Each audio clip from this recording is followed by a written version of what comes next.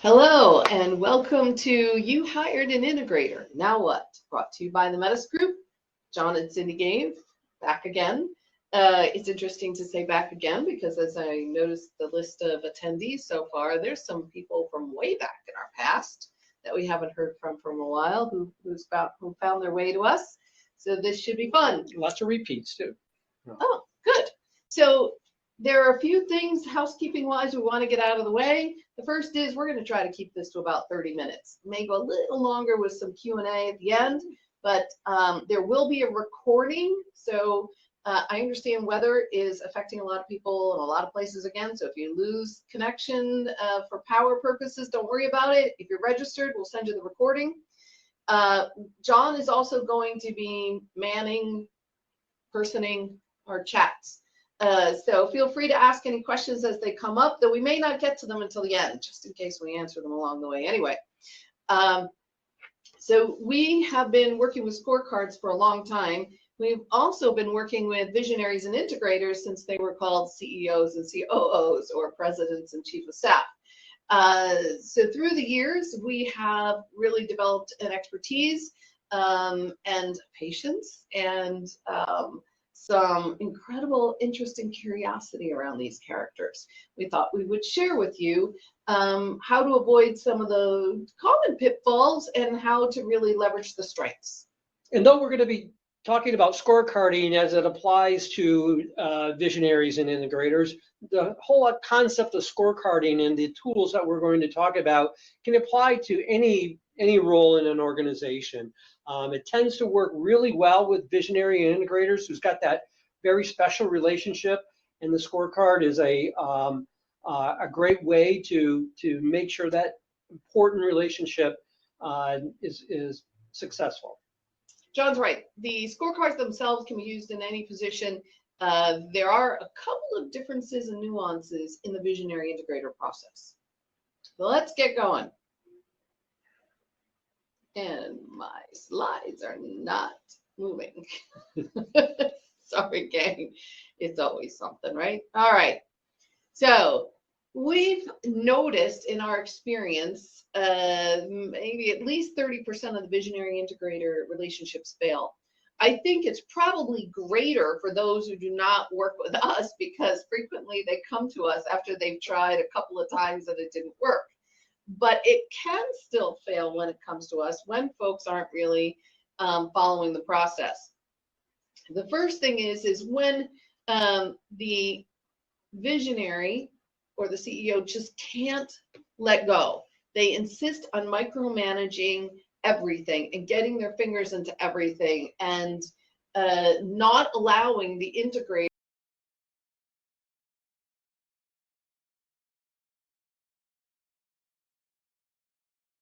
feels like a substitute teacher with no authority and having the kids run wild.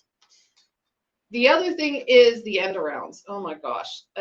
So when the visionary allows end arounds, which means if everybody's supposed to report to the integrator and the visionary only has to have one direct report, who's the integrator now, but the visionary still allows people to go around the integrator and tries essentially playing mom against dad.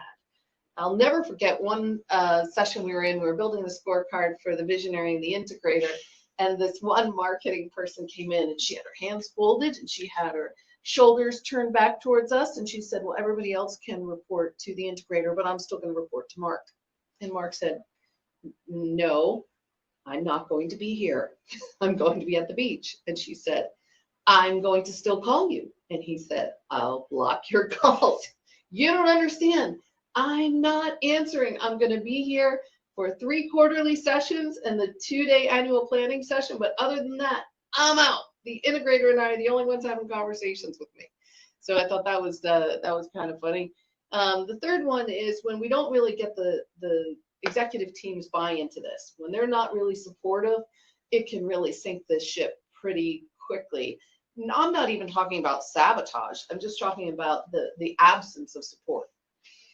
Yeah, I mean, all 3 of these come into play, and we see them regularly. Oftentimes the micromanaging visionary can deal with that, and they've pretty much come to accept that that's not going to be the case once they've started the integrated relationship. The end around is probably the toughest one for the visionary to overcome, because they've got that personality to get things done right away, and they just pick up the phone and call whomever is involved in the situation, not necessarily going through the integrator. And then once that happens, then the team starts doing the same, and they end up bypassing the integrator, going to the visionary. Eventually, and the visionaries used to answering questions when they're asked. They're not going to say, well, what did the integrator say? They're just going to give you the answer if you ask them a question. Right. But in any one of these situations, the integrator will put up with it for a period of time. But if that integrator is any good, they will leave. They will not put up with any one of these situations, which is why almost a third of these relationships fail, much higher than any other new hire in or key hire within an organization. If you've looked at the unemployment rate, these CEO or these COOs can get a job tomorrow at any organization. They are not going to put up with a visionary who is getting in the way. Yeah, and it's not intentional by the visionary. The visionary very frequently intellectually has no problem with the concept of delegating pretty much anything they can. But emotionally, once that person comes on board, the integrator, letting go of stuff, if there isn't a plan for how to let go, becomes incredibly difficult. So a little bit of background on us for those of you who are new. We founded the business in Metro Detroit, we'll just leave it as decades ago, and expanded it here into Charlotte, North Carolina about 17 years ago. We still have half of our team in the Metro Detroit area and the other half down here. With looking to hire 2 salespeople and another content delivery person, if anybody knows any. But we focus in 3 particular areas. One is in selection. How do we get the right people in the right seat? The second is in performance acceleration or development. How do we get superstar performance out of these superstars we've hired without making them or us crazy? And the third piece is around really culture or organizational health. Do we really have the culture we need or want to survive and thrive in the future? And what's unique about our visionary integrator work is we really hit in all 3 of these areas. Oftentimes, we're involved with helping the visionary find their integrator. We're involved with how to develop the team and make it a successful transition. And then we're also involved with the visionary to help them maintain the culture through that relationship that they have with the integrator. So scorecards, you know, we were thinking about this. Every time you turn around, there's scorecards. It's not just when you're in elementary school and you have the grading report that comes home, but we certainly see it in sports.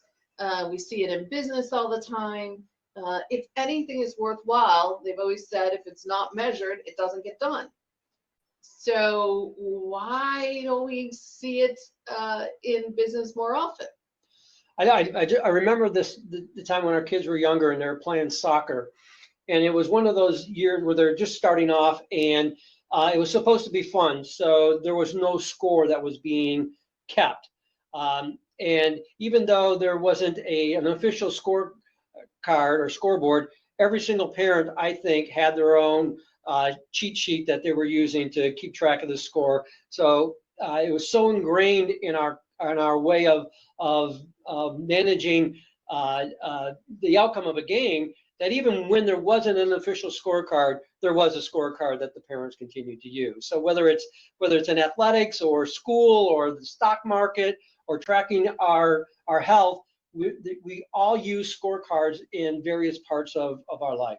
I still remember that game in particular because one of the parents walked up late in the game. He had something else to do, and he said, "Anybody know the score?" And one parent said, "We're not keeping score," and 3 other parents shouted out the score. But the crazy thing afterwards, we have one incredibly competitive son, and I remember him just kind of going through the motions out there. And later on, we said, "Hey, why aren't you like hustling money? He goes, what difference does it make? We're not keeping score anyway. And eventually, you know, he went to work for Enterprise Rent-A-Car where they keep track of everything. And he would go in there early, make sure he was like in the top 3 in the region at all times before he started his day. But, you know, if that's the type of person you're wanting on board, who wouldn't keep score? So why are they so uncommon when it comes to jobs? Well, the first thing is they're hard. It's not easy to create one. Most people don't even know where to begin. How do you make one? There's a few books written on them, but I've read some of those. I don't know if you have, John, but some of them might be the greatest cure for insomnia. Yeah. And then, you know, they feel like, well, we have job descriptions, right? So what else does people need? They have a laundry list of all the things they're supposed to do. What else could they need? Yeah, so we've developed and helped our clients develop over thousands of scorecards. And I can't tell you how many times we're in a session and they pull out the job description and they think should be the starting point for laying out the scorecard. Yeah. And the job description, as you'll see when we start to give you some examples of what a good scorecard looks like, is not the job description. The job description might work well for a job posting. It might work well for an organization to understand what different categories people should be working in, but it is not a scorecard. There isn't an area on a job description typically where you can check off success. Not only that, but most of them, because they are just a laundry list of some of the things that somebody came up with. And quite frequently, as a recovering HR person, I will tell you that even HR people think that job descriptions are kind of lame, but they only really get updated when you hire a new HR person. And somebody says, oh, you're here. Tell you what, why don't you update our employee handbook and rewrite all of our job descriptions so you get to know the jobs in the company. So you get somebody who knows nothing about the organization, nothing about any of the jobs, and you're asking them to write that up. It's also typically in that case not going to include any of the qualitative things that identify success. It might include some of the quantitative, but what really makes somebody a good team player, what makes them a fit in the culture, tend not to be in those job descriptions as they should be in a job scorecard. So here's an example of one of our scorecards, which we also call a performance acceleration tracker. And there's some key components to this as you're navigating this. The first thing I'll show you is that we start with a list of activities. What are all the tasks and activities we want somebody to do? Don't start with what are the qualifications you want of the person or some of the other characteristics. Just make a laundry list of all the tasks and activities that you want someone to do, and chiming in with different things, not just starting with the job description. Actually starting with a blank sheet of paper makes the most sense. And then splitting those things into 3 to 5 categories.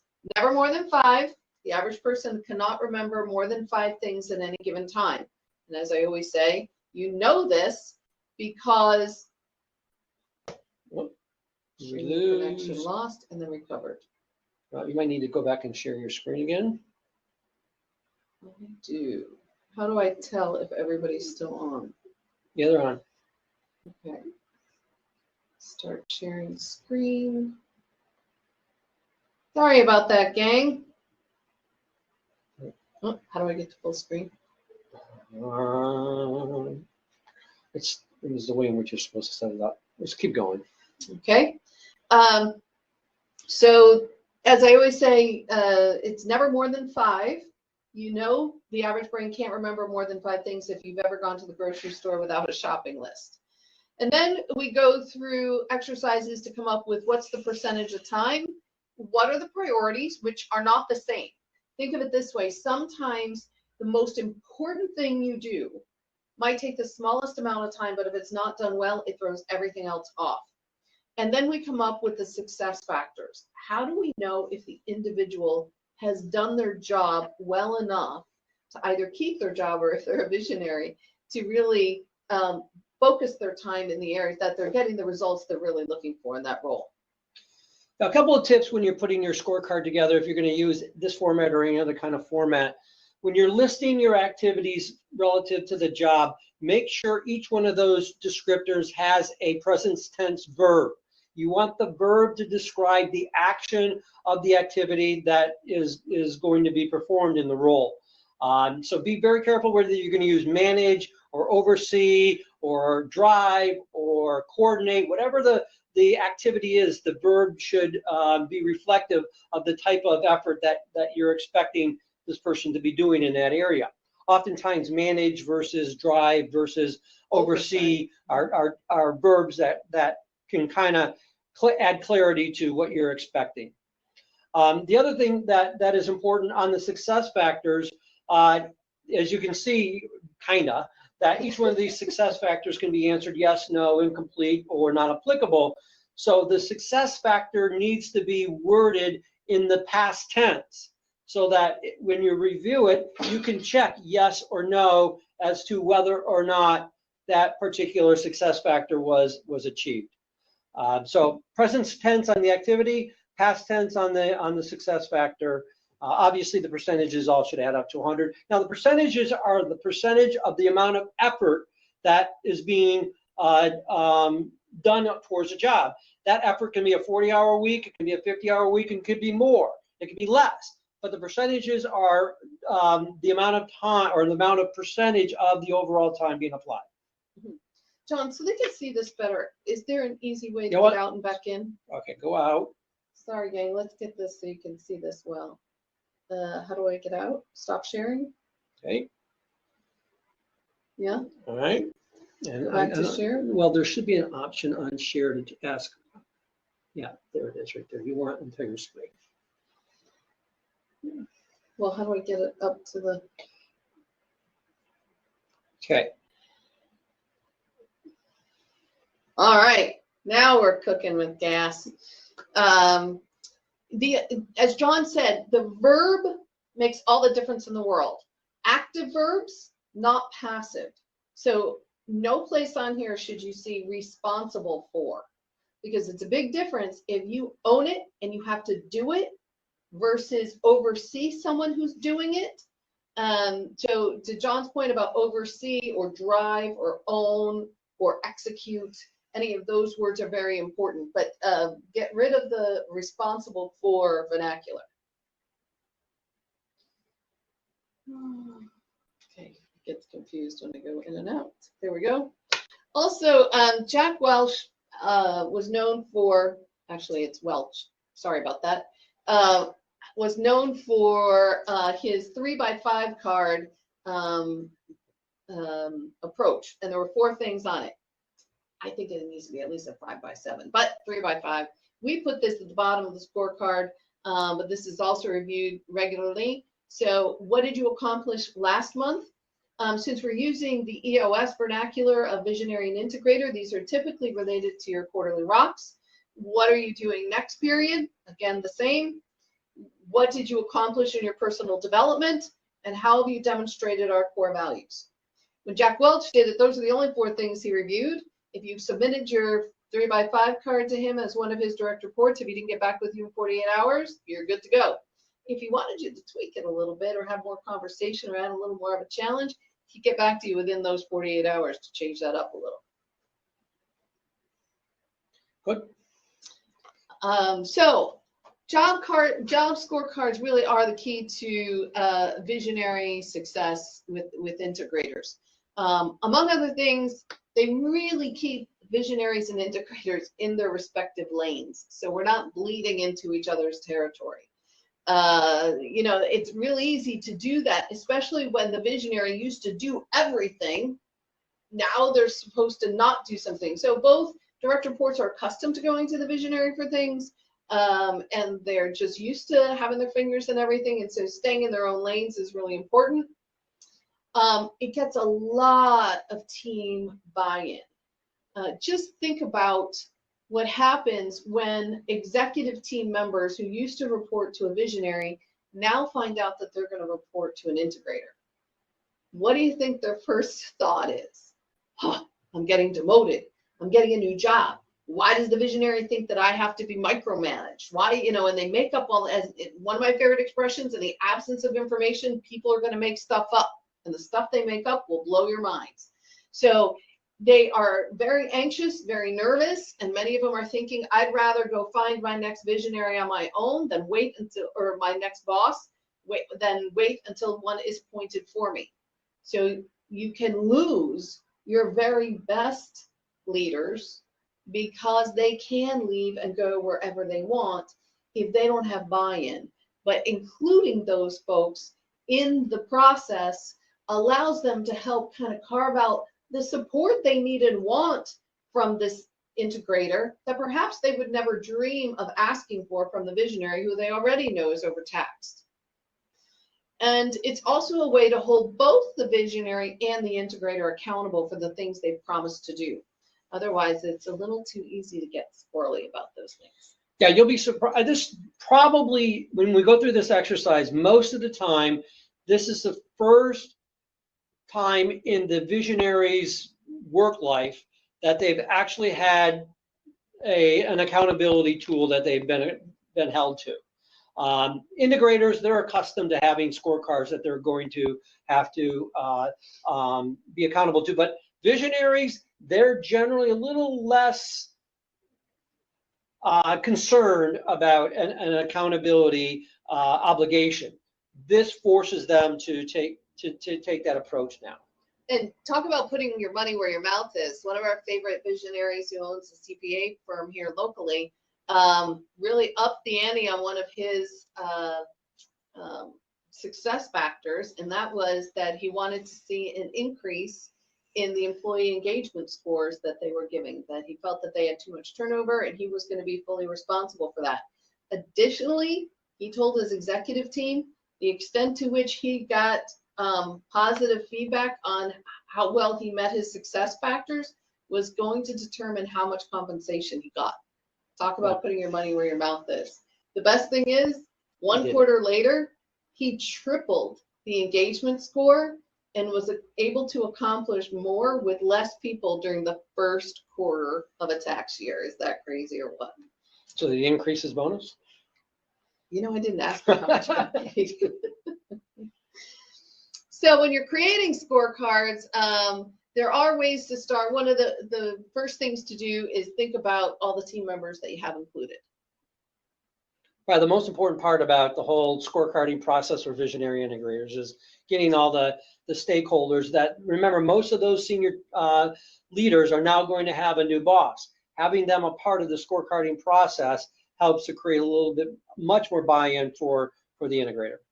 It's also, I can say, very humbling as a visionary. Most of you all know that I'm the visionary, John's the integrator here. So I can tell you it's pretty humbling as a visionary to have the team talk about the things that you bring the most value to. Very frequently as visionaries, we'll do whatever we have to for our baby, this company, our baby, to keep it going, make it thrive. But we, as visionaries, don't think about, if we figure if something comes easy to us, it has to come easy to everybody. And it's not until we hear from the team the things that they really count on us for and why they count on those, and things that we really shouldn't abdicate if we can. But then going through and identifying what the reporting structure is pretty critical, because we need in black and white what everybody is going to be responsible for.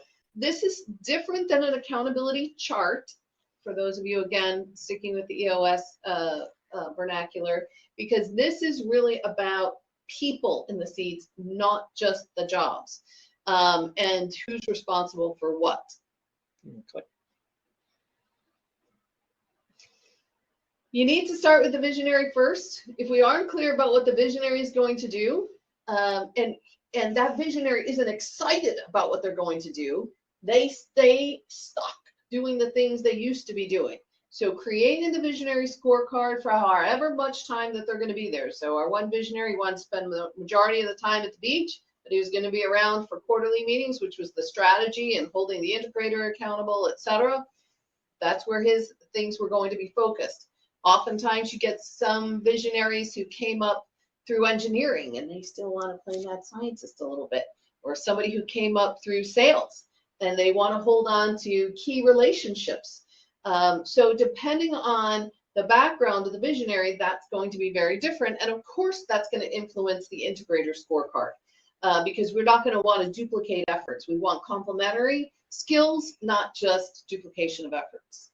Yeah, I would say the toughest challenge in this approach is for the organization to agree on the reporting structure. It's a very difficult mind shift for an organization to go through when they're going to adopt the traditional visionary integrator reporting structure. We probably spend more time in our engagements helping the organization get their head around that new structure. And you'd be surprised, even people who believe they've spent a lot of time putting their org chart together, when we actually talk it through, there's a lot more consideration around, wait, why did that fall over there? Why is this person reporting over there? And getting some more clarity around what really makes sense moving forward. So common visionary functions, culture, you really can't abdicate that. It's your baby, especially if you were the founder. The culture really needs to stay. That doesn't mean other people can't help you reinforce or execute the culture, but leading it, defining it, establishing what you'll tolerate is definitely there. Leading the strategy, ambassadorship, which is really, those external relationships, whether they're with banks or vendors or key clients. Business oversight, and as I mentioned, mad scientists. Yeah, when we help put these visionary scorecards together, the one category the visionaries find most enlightening that they hadn't really thought of before is that ambassadorship responsibility they can now dig deeper into once they have an integrator taking care of the day-to-day. So this is getting out into the community or getting out into the industry or going out and talking to key clients or nurturing key relationships for the organization. And just wearing the team colors is such a empowering part of their new job that really is where much of the energy comes from a lot of these visionaries. Once they understand that is something that they're good at and needs to be done by for the organization.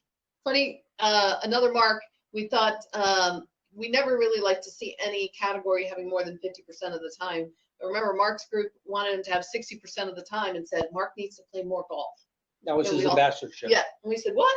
They said, I don't know what happens on the golf course, but Mark does deals on the golf course he didn't even think were going to happen when he goes out there. He needs to play more golf.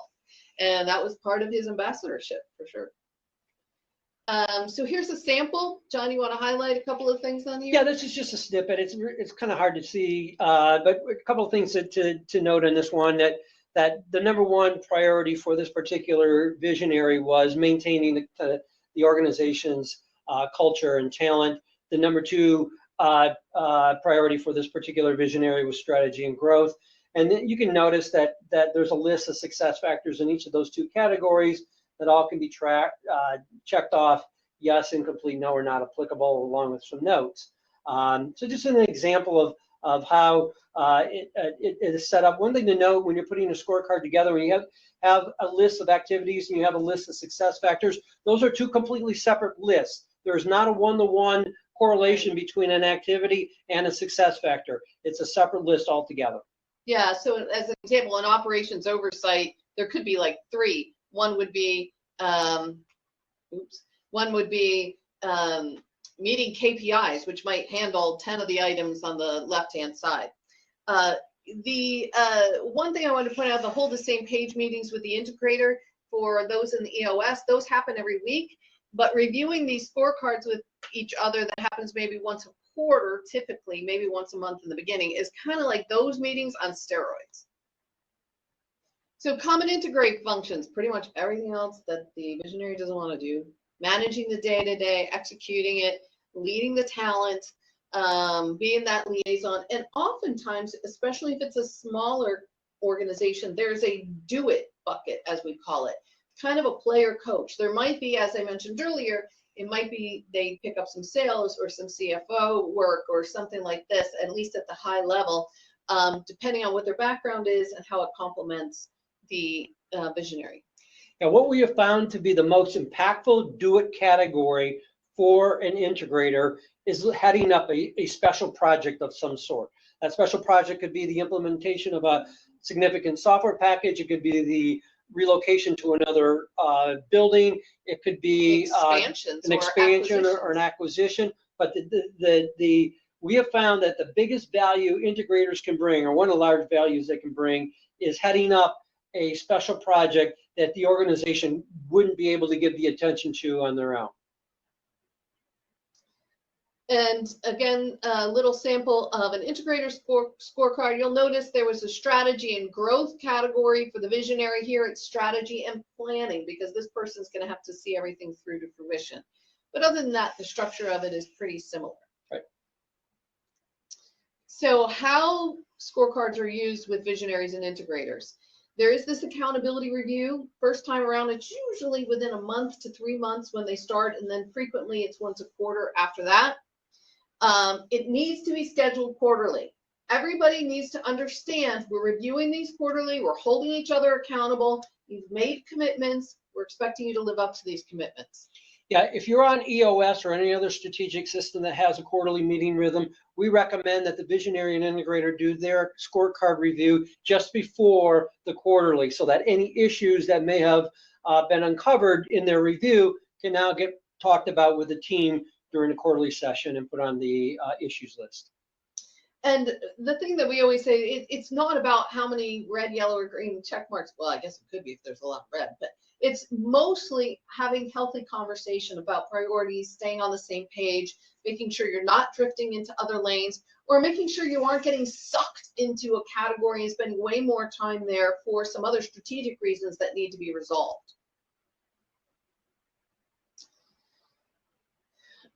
Quarterly check-in. So this is an example, we'll go over this real quick, of an actual visionaries quarterly review that occurred recently.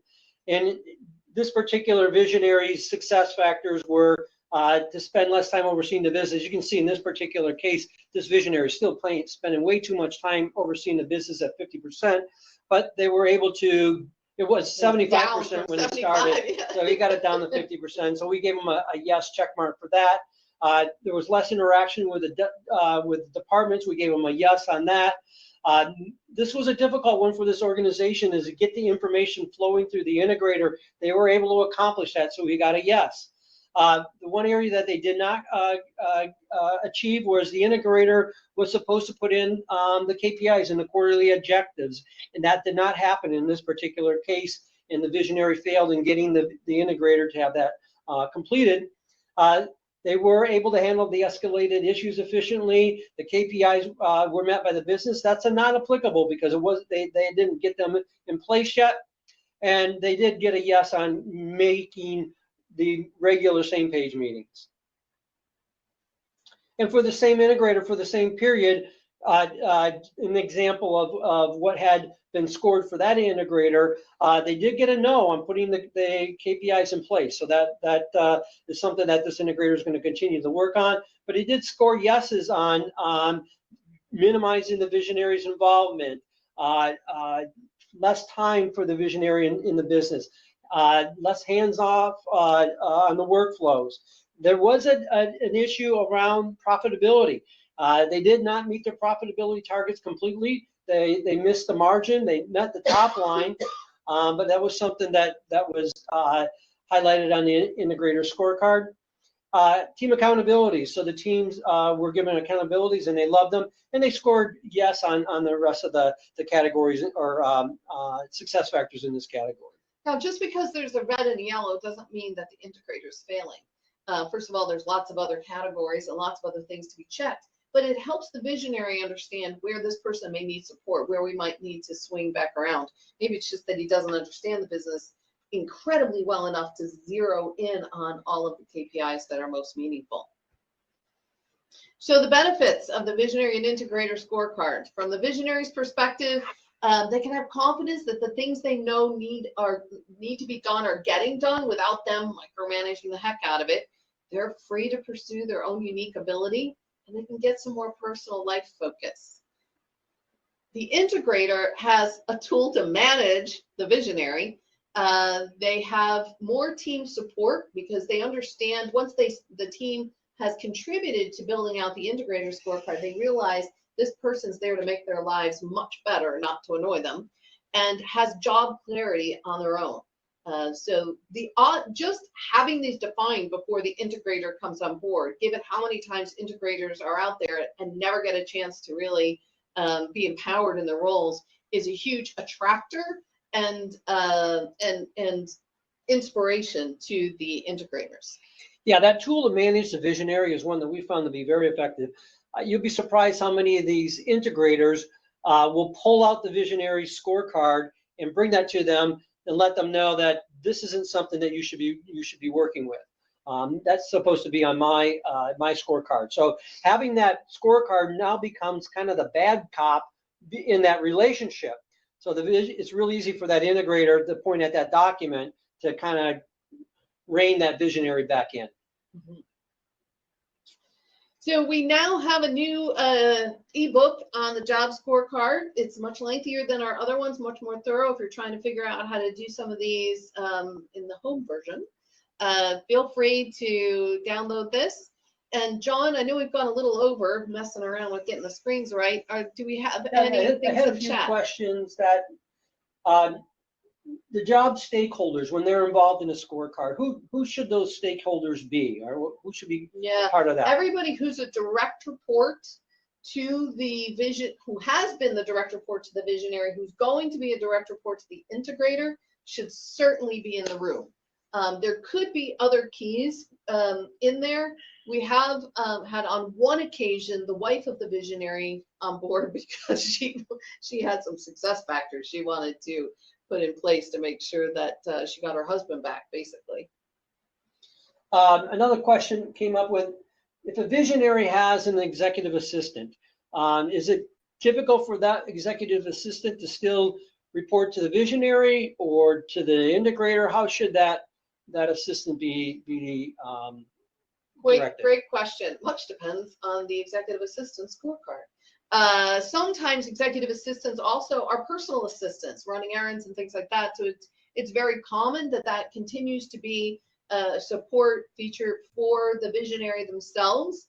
Other times it's fine because the executive assistant has been supporting really the whole organization or the leadership team, and that can continue. In some occasions, we've seen the executive assistant stay with the visionary, and that another support person, office manager or executive assistant is brought in to support both the integrator and the entire leadership team. So one last question here. So now what do I do with a job description? Oh, burn them. Burn. Bonfires are good. Yeah, again, as a recovering HR person, I don't see a lot of use. Once you have one of these in place, I haven't found a lot of use for job descriptions unless you have a union environment which contractually requires you to have a job description with certain things in them. But even if you're using the HAY system or any other compensation system, most of the comp folks that we work with have found that the job scorecard is much more valuable in understanding the scope of the responsibility rather than many of those job descriptions. I guess that's it. Yes, recording will be available, if not this afternoon, tomorrow. Thanks again for everybody who joined us. Keep your eyes open for our next webinar.